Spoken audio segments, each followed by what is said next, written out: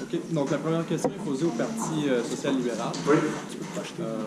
Comment comptez-vous encadrer l'économie de partage, c'est-à-dire des activités comme le covoiturage, les échanges de biens et de services en particulier, sans entraver les libertés individuelles? Effectivement, ce qu'il faut savoir, c'est que l'économie de partage, justement, c'est vraiment bizarre, c'est correct.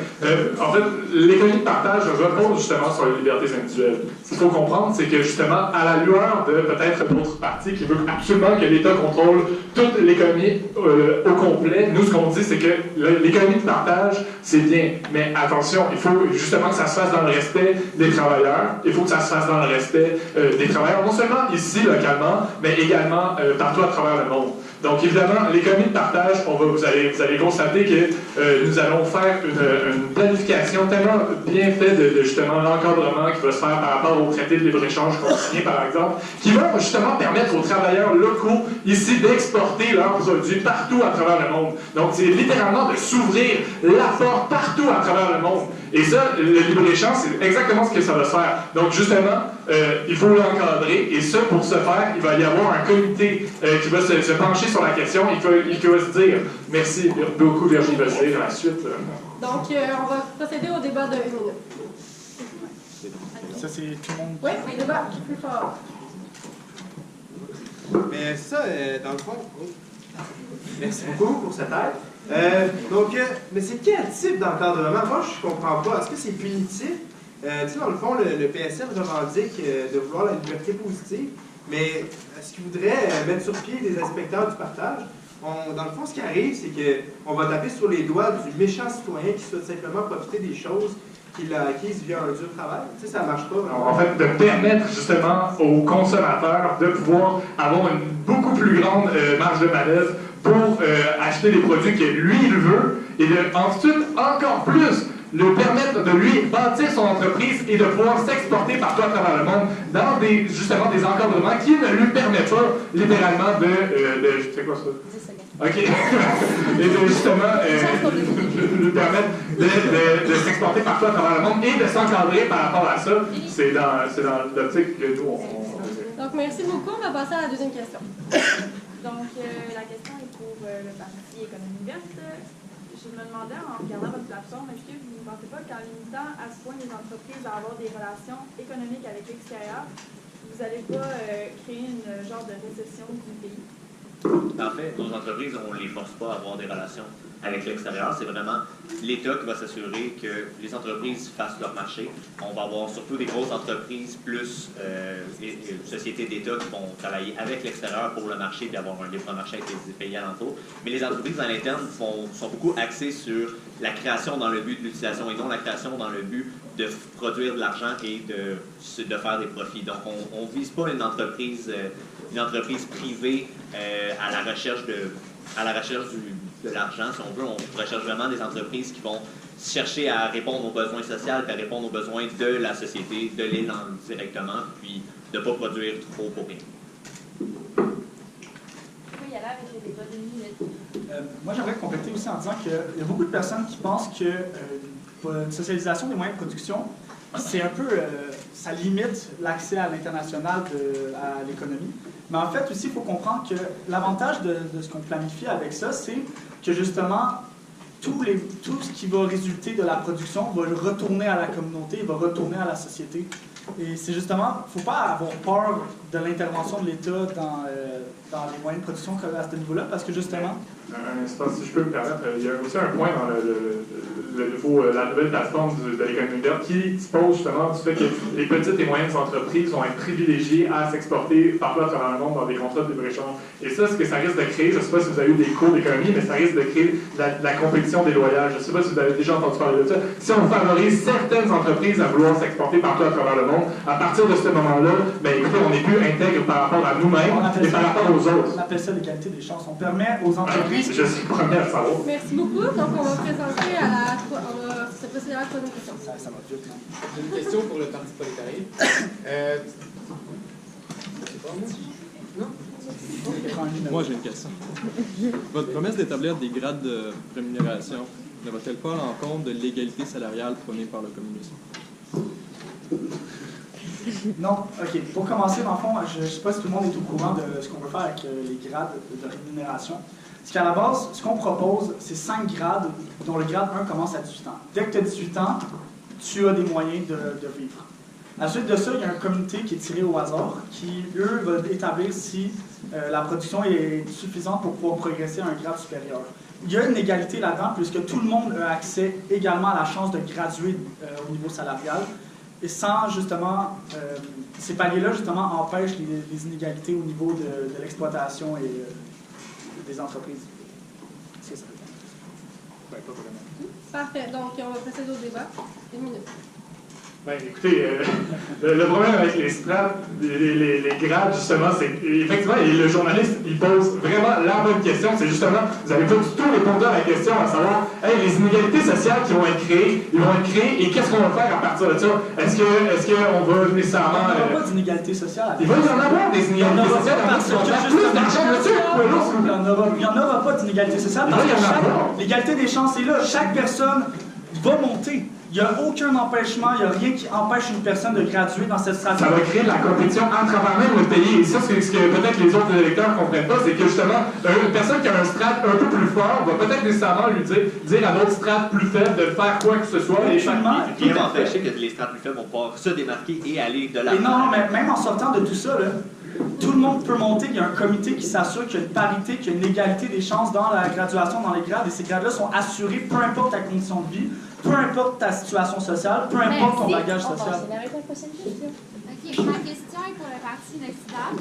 Donc, vous dites que pour pallier à la perte d'argent issue de la diminution des impôts, vous allez augmenter légèrement les taxes à la consommation. Qu'est-ce que ça signifie légèrement pour vous? Dans le fond, pallier aux bases d'impôts.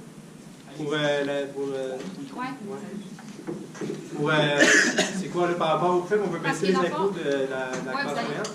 De 50 000 en descendant. Puis vous avez dit que vous allez augmenter légèrement la taxe à la consommation. OK. Ben, en fait, c'est juste de prendre l'exemple des pays scandinaves où ils ont une taxe à la consommation qui est plus élevée, ce qui permet d'aller chercher des revenus supplémentaires pour l'État. En fait, ça nuit pas à la consommation. C'est une mesure qui est bien qui est possible, qui sert bien à l'État. On veut aller chercher des revenus supplémentaires parce qu'on a des programmes sociaux importants à mettre en place. Donc, on cherche des nouvelles sources de financement. C'est ça, on propose ça. Merci beaucoup. Donc, on va procéder au débat. Oui. Moi, ce que je trouve étrange, c'est qu'encore une fois, on essaie de mettre les taxes aux consommateurs qui sont en moyenne des personnes un peu défavorisées. Ce qui est plate, c'est qu'on devrait peut-être aller voir à la production directement avant de commencer par la consommation, parce que c'est les entreprises qui ont cet argent-là. Si je peux me permettre, ce que justement mon collègue essaie de dire, c'est qu'il faut assurer un mode de taxation direct et indirect par palier d'imposition proportionnel aux revenus. Ainsi, donc, les personnes qui ont des grandes entreprises. C'est quoi l'avantage justement de ça? Je peux terminer ma phrase. Non, mais je vais vous couper directement ici. Désolé. C'est ce que je comprends de votre intervention. Ce que moi, je tiens juste à dire, c'est qu'il n'y aura pas une nécessité d'imposition quand on s'assure que tous les moyens, toutes les ressources des entreprises sont redistribuées également dans la population et à la production. L'entrepreneur et qui a, lui, une entreprise et qui fait de l'argent en masse va se faire prendre son argent après par l'État dans ce qu'on appelle, je ne sais pas si vous connaissez le système d'un impôt, où est-ce qu'il fait un certain salaire et après l'État vient lui chercher son argent. Merci beaucoup, monsieur. Ma question est pour le Parti social-libéral. Un de vos premiers points dans la plateforme est la nationalisation de l'électricité. De quelle manière fonctionnera cette nationalisation? Est-ce que ça serait une nationalisation immédiate, à terme, par achat d'actions, ou une nationalisation forcée? Et aussi, pourquoi avez-vous choisi cela? Au lieu d'économiser, vous allez dépenser de l'argent public dans un service privé qui marche bien.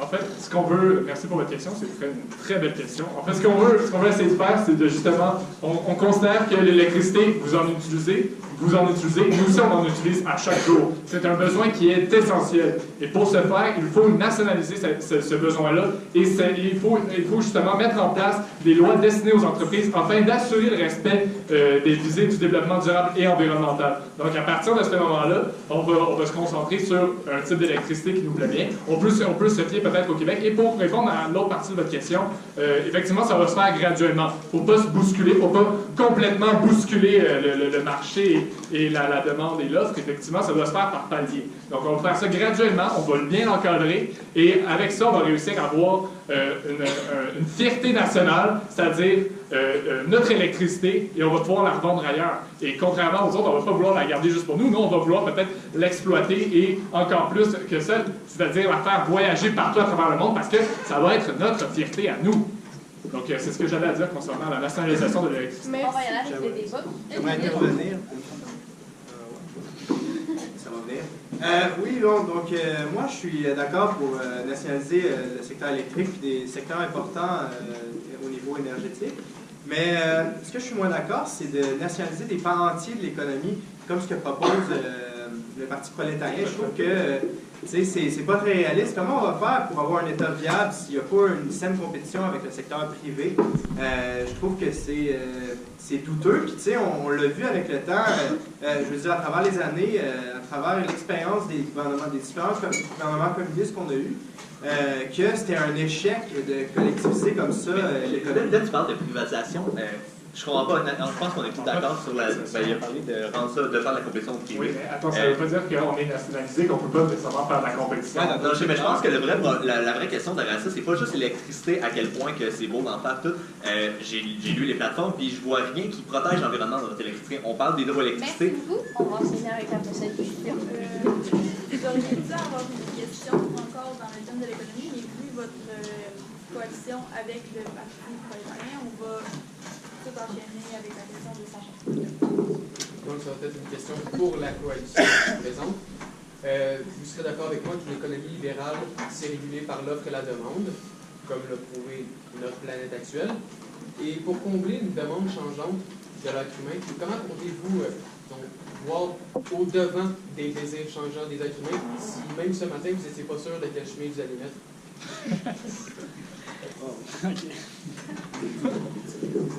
Donc, moi, je tiens juste à répondre à ça, ça va être assez court. Je veux juste dire que l'économie qui est un peu plus planifiée par le gouvernement et une économie dans laquelle le gouvernement intervient un peu plus n'empêche pas justement l'étude des besoins changeants de l'humain.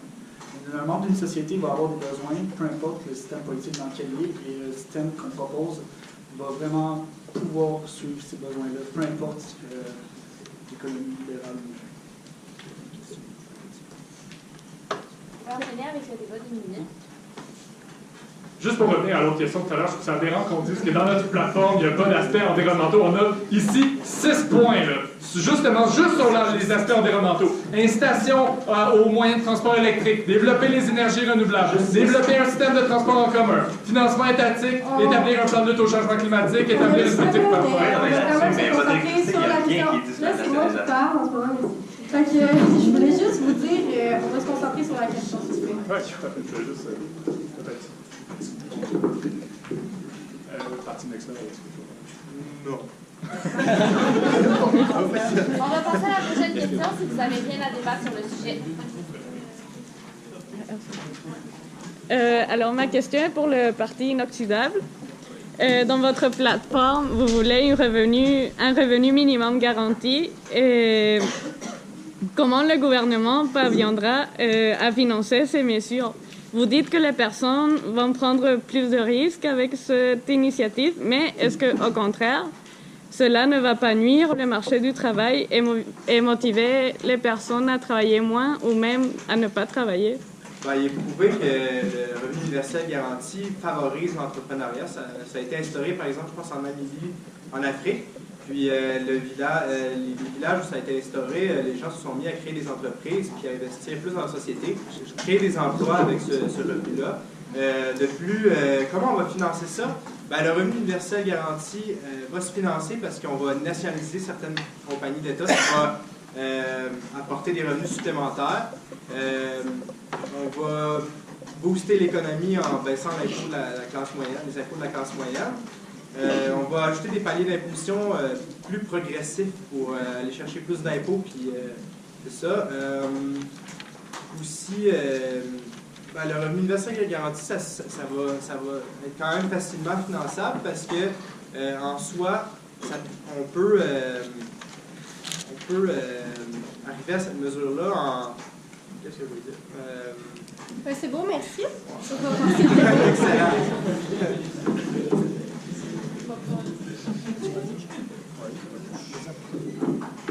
Nous, c'est sûr qu'on appuie peut-être la mesure du Parti NEXTAD concernant le revenu universel garanti. Et ça, on a peut-être trouvé la solution à vouloir le financer justement, c'est en finançant, on va financer justement en peut-être augmentant le taux d'imposition pour les entreprises qui ne sont pas conformes à nos normes environnementales. Et, OK, puis dans le fond, c'est exactement ça. Le revenu minimum garanti, c'est super important pour tout le monde. Parce que tout le monde a besoin d'un certain salaire pour vivre. Et c'est pas tout le monde qui a les mêmes opportunités pour justement y arriver. Donc, à partir de ce moment-là... C'est exactement justement cette solution-là que le Parti prolétarien propose. Comme dit, chaque personne a besoin de pouvoir vivre comme il se doit. Et nous, justement, on a ce moyen-là.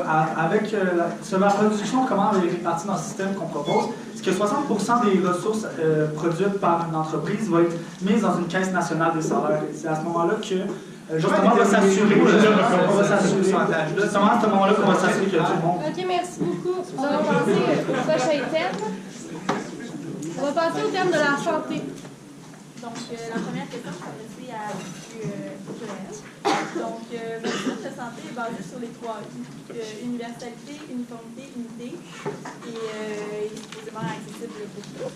Mais en raison des importants délais d'attente dans les hôpitaux que tout le monde connaît, est-ce que vous avez prévu de faire quelque chose? Est-ce que vous pensez laisser plus de place au privé? C'est quelque chose qui m'affecte tous les jours. Juste hier, j'ai passé 14 heures à l'hôpital Saint-Justine avec mon enfant. Donc, je le sais exactement. Et ce qu'il faut faire, c'est d'abord, il faut complètement revoir la spécificité du travail des infirmières spécialistes. On a des infirmières ici qui sont qualifiées, on a des gens qui sont extrêmement qualifiés, des pharmaciens aussi, mais elles n'ont pas les pouvoirs pour justement réussir à peut-être faire des bandages, prescrire certains médicaments. Donc nous, ce qu'on dit, c'est qu'on va donner plus de pouvoir aux infirmières spécialistes et aux pharmaciens qui ont été... Ce serait gentil d'écouter. Merci beaucoup. Donc, on va donner encore plus de pouvoir aux infirmières spécialistes et aux pharmaciens qui ont été formés pour faire certaines actions qu'ils ne peuvent pas faire présentement avec les médecins spécialistes, qui, en ce moment, peut-être bloquent la voie c'est-à-dire aux pharmaciens et aux infirmières. Donc, à partir de ce moment-là, le système va se voir